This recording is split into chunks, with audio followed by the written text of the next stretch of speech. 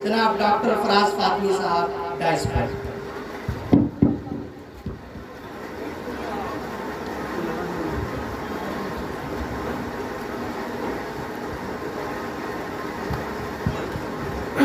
अस्सलाम वालेकुम रहमतुल्लाहि व बरकातुहू।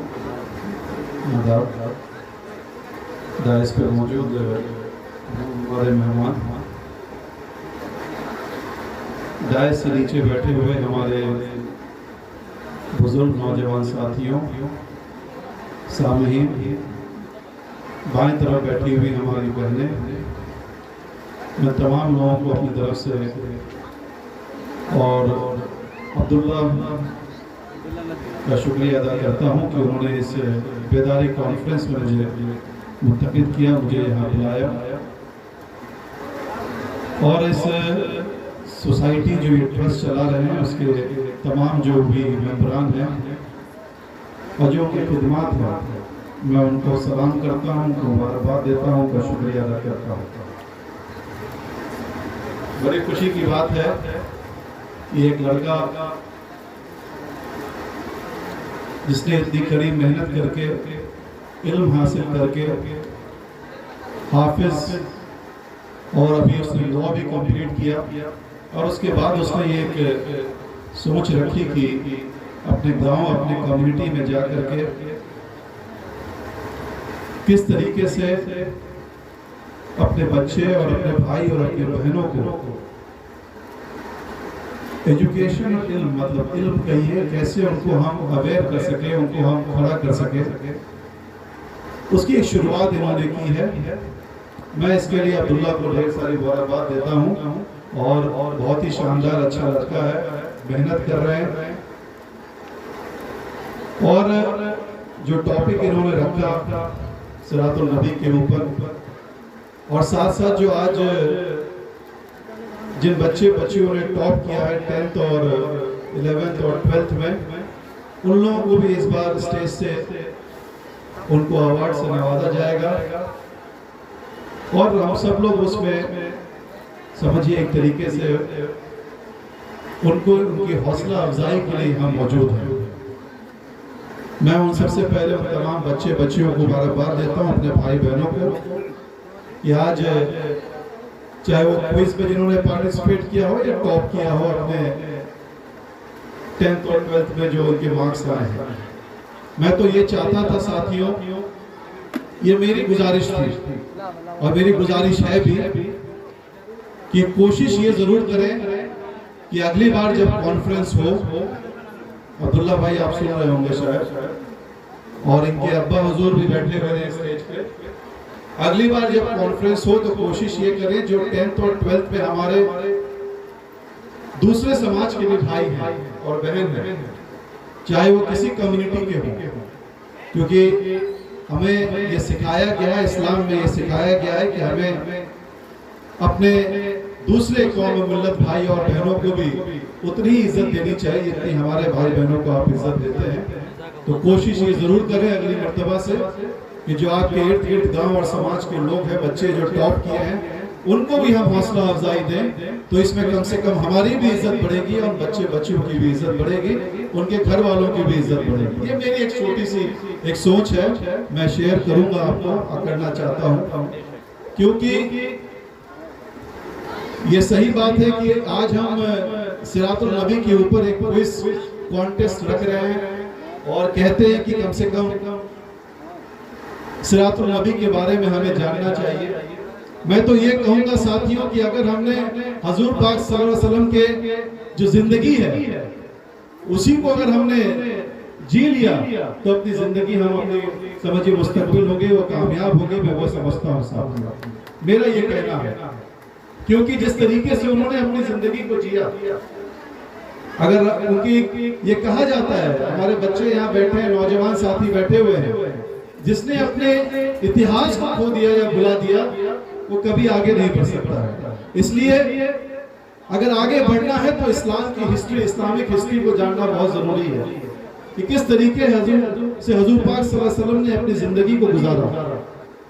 वो एक मिट्टी के मकान में रहते थे और उनके पास कोई बिस्तर नहीं होता था, वो नीचे सोते थे। आज अगर उन्होंने निकाह किया खदीजा से, जो सबसे बड़ी बिजनेस वुमन हुआ करती थी, अगर कहिए तो तिजारत में सबसे बड़ा नाम हजरत खदीजा का हुआ करता था। क्या मैं गलत हूं तो आप लोग मुझे कहीं जरूर टोकिएगा। ये क्यों उन्होंने किया? एक मैसेज देना चाहते थे हमारे कौम और मिल्लत को कि आने वाले कल में इल्म के साथ साथ तिजारत भी करो। ये बात है, आप उन चीजों को समझिए किस तरीके से उन्होंने जिंदगी को जिया। पहले के जमाने में सबसे ज्यादा अगर मुस्लिम कम्युनिटी को अगर देखिएगा तो सबसे ज्यादा वो तिजारत में रहते थे, बिजनेस में पार्टिसिपेट करते थे। चाहे उनको ईरान जाना हो, चाइना जाना हो, हर जगह दुनिया के हर कोने में जाके वो तिजारत करते थे। तो ये क्यों कहा गया है? एक तरफ ये कहते हैं कि आप इल्म को हासिल कीजिए, पढ़िए, मेहनत कीजिए। आज कोई आपको रोकने वाला नहीं है साथियों। हमारी बच्ची बहनें यहाँ बैठी हुई हैं, आपको जान के खुशी होगी। मैं भी एक न्यूज में सुन रहा था, 24वां या 26वां रैंक आईएएस में हमारी एक मुस्लिम बच्ची को आया है साथियों। मुस्लिम बच्ची ने क्वालिफाई किया है यूपीएससी और आईएएस बनी है। तो आप नौशीन नाम है उनका, और कोई बड़े घर से नहीं है, वो छोटे मिडिल क्लास परिवार से बिलोंग करती है, जिसके माँ बाप के पास इतना पैसा नहीं है कि वो कई बड़े यूनिवर्सिटी अच्छे कॉलेज में उनका एडमिशन करा सके। मैं ये कहना चाहता हूँ, अगर आप मेहनत करेंगे आपको कोई रोकने वाला नहीं है। आप तिजारत करेंगे आपको कोई रोकने वाला नहीं है। लेकिन साथ साथ एक चीज और भी इस्लाम ये सिखाता है कि आप दर्द जरूर दीजिए, लेकिन अपने भाइयों को जो दूसरे समाज के लोग हैं उनको भी उतनी इज्जत दीजिए, आगे ले जाने का काम कीजिए, कभी उनको पीछे छोड़ने का काम नहीं कीजिए। तभी आपका इस्लाम मुस्तकबिल होगा, वो कामयाब होगा और आप कामयाब होंगे। मैं ये मानता हूँ।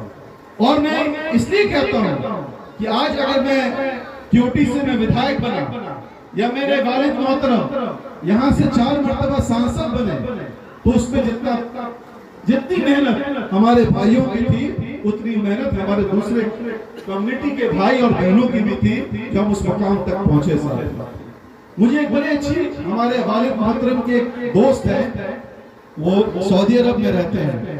उन्होंने एक बड़ी अच्छी बात मुझे कही, मैं आपसे शेयर करना चाहता हूँ। उन्होंने ये बात कही कि देखो बेटा, अगर तुम्हें मौका मिल जाए किसी मुकाम पे अगर तुम पहुंचते हो तो कोशिश जरूर करना कि अपने कम्युनिटी के लिए कुछ ना कुछ जरूर कर गुजरना। इसलिए मुझे ऊपर वाले ने मौका दिया तो कहीं ना कहीं वो कोशिश कहीं ना कहीं वो कामयाब होती हुई नजर आई। अब्बा को मौका दिया तो आज चाहे आप इग्नू का सेंटर देख ले, एनआईएस का रीजनल सेंटर देख ले, सीबीएसई का रीजनल सेंटर देख ले, और यहाँ तक मानू का रीजनल सेंटर देख ले, जहां से हजारों बच्चे इंजीनियर डिप्लोमा करके बीएड एमएड करके क्वालिफाई करके निकले। एक इंसान ने कोशिश की, मैं ये कहना चाहता हूँ, एक इंसान ऊपर वाले ने उनको एक आइडिया दिया, उनको उस मुकाम तक पहुंचाया, और उसने उस मुकाम को पहुंच करके आज हजारों हजार बच्चे वहां से क्वालिफाइड इंजीनियर बन के निकले। एक घर से लाखों बच्चों का फायदा हुआ, हजारों फैमिली का फायदा हुआ। मैं ये कहना चाहता हूँ, जनरेशन बन गई। मैं ये कहना चाहता हूँ, आज मुझे मौका मिला। आप चले जाइए असरहा में, आज 56 करोड़ की एक शानदार बिल्डिंग बन करके तैयार है। अल्पसंख्यक छात्रावास जिसको कहते हैं, जिसमें 250 बच्चियों के रहने खाने पीने का इंतजाम, 11th-12th में जहाँ पे फ्री पढ़ाई का इंतजाम होगा, वो तमाम हमारे भाइयों के लिए है, बहनों के लिए है, इंतजाम किया गया हॉस्टल के साथ। आज कई कॉलेजेस के अंदर, स्कूल के अंदर नई बिल्डिंग बनी इसी क्यूटी के अंदर। तो क्या है साथियों कि मौका मिले, और जिसको मौका मिले, मैं तो चाहता हूँ मुझ जैसा अली अशरफ फातमी, डॉक्टर फराज फातमी जैसा और भी बच्चे हों जो उस मुकाम तक पहुंचे, और मौका मिले तो कम से कम अपने कम्युनिटी के लिए, आने वाले मुस्तकबिल के लिए जरूर हाथ दीजिए, बढ़ावा दीजिए। इंशाअल्लाह आपको अल्लाह ताला और आगे तक ले जाएगा। मैं ये कहना चाहता हूँ, ये कोई छोटी बात नहीं है। आज अगर हिंदुस्तान के अंदर एक मानू का सेंटर नहीं है, अली अशरफ फातमी ने 250 मानू का सेंटर बनाया। दो अलीगढ़ मुस्लिम यूनिवर्सिटी का 4 सेंटर इस हिंदुस्तान में खोलने का काम किया। अगर अलीगढ़ मुस्लिम यूनिवर्सिटी का एक कैंपस की जमीन को अगर हम देख लेंगे तो उसकी वैल्यू आज 2000 करोड़ रुपए है साथियों। सिर्फ किशनगंज को अगर हम देख ले तो किसका फायदा हो रहा है? अली अशरफ फातमी साहब अल्लाह ताला उनको लंबी उम्र दे, लेकिन हर इंसान को जो आया है यहाँ से जाना है, लेकिन कम से कम उनकी एक शुरुआत ने कम से कम एक मुस्तकबिल, एक कामयाबी तक तो पहुंचने का काम किया। इसलिए मैं कहना चाहता हूं आज हमें अपने में लड़ाई नहीं लड़नी है। ये आप समझ सकते हैं कि जो सच्चर कमेटी की जो रिपोर्ट आई थी, ये मैं जरूर आपसे शेयर करना चाहता हूं। आज जो हाल मुसलमान भाई बहनों का है, बहुत अगर इल्म में देखा जाए तो 1% से भी नीचे हमारे बच्चे बच्चियां 11th-12th करके पढ़ाई छोड़ देते हैं क्योंकि पैसे नहीं है। मैं आज आपको बताना चाहता हूं, चाहे वो बिहार गवर्नमेंट हो, चाहे सेंट्रल गवर्नमेंट हो, कई सारी स्कीमें हैं जिसमें हमारे बच्चे बच्चियों को फुल स्कॉलरशिप मिल रहा है, कहीं कोई रुकावट नहीं है। आप जाइए, ये जरूर है कि हमारे जो उनके फर्जन है या उनके वालिद मोहतरम है, उनको जानकारी इसके बारे में नहीं है। आपको जान करके जाना चाहिए एजुकेशन डिपार्टमेंट में, जाना चाहिए अल्पसंख्यक डिपार्टमेंट में, और मालूम करना चाहिए माइनिंग डिपार्टमेंट में कि क्या क्या स्कीम हमारे भाई बहनों के लिए है, ताकि उसका फायदा हमारे बच्चों को हो सके, हमारे बच्चियों को हो सके। आज कौन रोक रहा है आपको? ये सब गलत मीडिया के जरिए चलाया जाता है कि इसकी सरकार, उसकी सरकार। कोई आज जो मेहनत खर्च होता है उसको कोई रोकने वाला नहीं आने वाले कल में। किसी स्कूल में पढ़ा लीजिए कि अब्दुल कलाम क्या बड़े प्राइवेट स्कूल और कॉलेज से पढ़ के निकले थे क्या? एपीजे अब्दुल कलाम एक पंचर बनाने वाले का बेटा है, जो आज भी पंचर बनाते हैं अगर आप उनके घर पे चले जाइए तो। लेकिन उन्होंने मेहनत किया, वो दुनिया के सबसे टॉप के साइंटिस्ट बने और न्यूक्लियर साइंटिस्ट बनके इस देश के राष्ट्रपति बनकर के नाम रोशन किया। तो क्या मेहनत करके। तो इसलिए साथियों, सिर्फ आज मैं तो चाहूंगा कि कम से कम 15 साल हमारे युवाओं से मैं गुजारिश करूंगा कि अभी सिर्फ आप पढ़ाई में अपना वक्त गुजारिए, सोशल मीडिया से दूर रहिए, मोटरसाइकिल से दूर रहिए, पैसे अब्बा कमा रहे हैं उससे खर्च अपने कॉलेज और स्कूल में खर्च कीजिए, बाहर घूमने और उसमें मत खर्च कीजिए। ये 10 साल बहुत इंपॉर्टेंट है। 2% सिर्फ आबादी के हमारे आज बच्चे ग्रेजुएट कर पा रहे हैं। ये है सच्चर कमेटी की रिपोर्ट। अगर इसको हमें आज 15 साल अगर हम मेहनत एजुकेशन में कर लेंगे तो कोई इस कम्युनिटी को रोकने वाला नहीं है, मैं आपको बता देना चाहता हूँ। और जहां तक तकवा की बात करते हैं, जहां तक आप इस्लाम की बात करते हैं, आप चले जाइए यूरोप, आप चले जाइए अमेरिका, आप चले जाइए कहीं इंग्लैंड भी, वहां के अगर मुसलमान बच्चे बच्चियों को देखिएगा तो सीना चौड़ा हो जाएगा आपका। आज वो पढ़ाई भी कर रहे हैं, लेकिन अगर तकवा की बात करेंगे तो अल्हम्दुलिल्लाह बहुत मजबूत तकवा है उनका। इस्लाम के बारे में जानते हैं, इस्लाम की हिस्ट्री के बारे में जानते हैं। हम लोग तो जीरो हैं उसके सामने। अगर उनके साथ आप बैठ जाएं तो वो हर चीज पे डिस्कस करने के लिए तैयार है। इसलिए हमारे बहन यहाँ बाएं तरफ बैठी हैं, हमारी सारी बहनों से मैं गुजारिश करूंगा, भाइयों से गुजारिश करूंगा, और कुछ यहाँ से अगर जाए तो जरूर सुन के उसको अमल करें। ये आप ही का फायदा है और किसी का फायदा नहीं होने वाला है। यहाँ बुजुर्ग बैठे हैं, आपको दुआ देंगे, लेकिन मुस्तकबिल और आप ही को बनाना है आने वाले कल में। 2 चीज पे ध्यान दीजिए, एक तो पढ़ाई पे और एक तिजारत पे। आज कोई भी बिजनेस कीजिए, लेकिन कीजिए जरूर, कोई आपको रोकने वाला नहीं है। आज चाइना चले जाइए, हमारे बच्चे जा रहे हैं, बिजनेस कर रहे हैं, ईरान चले जाइए, कहीं चले जाइए दुनिया किसी कोने में, आपको आपके बच्चे, आपके भाई मिलेंगे, अच्छे अच्छे पोस्ट पे मिलेंगे काम करते हुए, अच्छे कार्डियोलॉजिस्ट मिलेंगे, अच्छे इंजीनियर मिलेंगे। एक भाई मेरा यहाँ बैठा हुआ है, मोहम्मद पुरखर है इसका, कतर में रहता है, मेहनत करके अपने आप को एस्टैब्लिश किया है। किस चीज से? बिजनेस से, तिजारत से। तो कोई रोक रहा है क्या आपको? जीरो से ही लोग शुरू होते हैं। अब्बा तो मुझे बताते हैं जब वो अलीगढ़ में पढ़ते थे, उससे पहले वो जा करके जब अलीगढ़ गए थे तो वो रुके थे एक रूम का, होटल मत कहिए, एक रूम का कोई चारपाई लगी हुई थी और खिड़की का टूटा हुआ था सारा मामला, जब वो पहली मर्तबा अलीगढ़ गए थे। तो बोले बेटा मैंने वहां से अपनी शुरुआत की। जब इंसान जीरो से शुरू होता है, मेहनत करता है, तभी आगे बढ़ता है। इसलिए मैं अपने बच्चों को भी यही सिखाता हूँ। अल्हम्दुलिल्लाह दो चीजें जरूर कोशिश करें कि अपने इस्लाम को अपने दिल में बसा के रखिए, कुरान को अपने दिल में बसा के रखिए, कुरान के तफसीर को समझिए, इस्लाम को समझिए।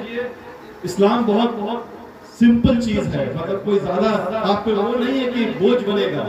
आप उनको समझिएगा, सीखिएगा, उसको फॉलो कीजिएगा, तो आने वाले आप ही के भाई बहनों को इसका फायदा होगा। हमारे बच्चे आज भी, चाहे वो 10 साल के हमारे बच्चे बच्चियां हों, मेरे घर के अंदर कुरान की तिलावत भी होती है, इंग्लिश की भी पढ़ाई होती है, दोनों चीज की पढ़ाई हो रही है। मदरसा भी कहता हूँ, मदरसा भी जाइए। मदरसा सबसे बड़ी चीज है। सबसे अगर कहिए तो मदरसा, इस्लाम जिंदा, अगर उर्दू जबान जिंदा है तो उस मदरसा का बहुत बड़ा रोल है, मैं ये कहना चाहता हूँ। और मदरसा में हम लोग हमेशा ये कोशिश करते रहे कि मदरसा को आगे बढ़ाए। आज ये तो एक छोटी सी चीज है जो मैंने यहाँ दिया। आज कई जगह NCPL से हम लोगों ने कंप्यूटर देने का काम किया। हम लोग चाहते हैं कि जो हमारे बच्चे बच्चियां मदरसा में पढ़ते हैं उनको कम से कम इंग्लिश के साथ साथ मैथ साइंस के साथ साथ उर्दू, अरबिक, फारसी की भी तरबियत उनको दी जाए। और ये साथ साथ हम कोशिश करते हैं, आप किसी भी अच्छे स्कूल में चले जाइएगा, अगर इस्लामिक स्कूल है तो उसमें दोनों चीज की तरबियत दी जाती है। नमाज की भी पाबंदी है, पढ़ाई की भी पाबंदी है, लेकिन ये भी कहा जाता है कि आपस में भाईचारा, आपके सबसे ज्यादा जो आपके दूसरे कम्युनिटी कास्ट के लोग हैं उनसे भाईचारा बना के रखिए, उनसे मोहब्बत बना के रखिए। ये मुल्क सबका है, ये मुल्क सब में, ये बहुत ही मजबूत मुल्क है, इसको कोई तोड़ नहीं सकता है। तोड़ने में सिर्फ आधे % लोग होंगे, 99% इस मुल्क को बचा करके आगे ले जाने का काम करना चाहते हैं। इसलिए जो जहां पर भी है खुश रहिए, आबाद रहिए, सलामत रहिए, मेहनत कीजिए, कोई आपको रोकने वाला नहीं है। बहुत बहुत शुक्रिया। अस्सलाम वालेकुम व रहमतुल्लाहि व बरकातुहू।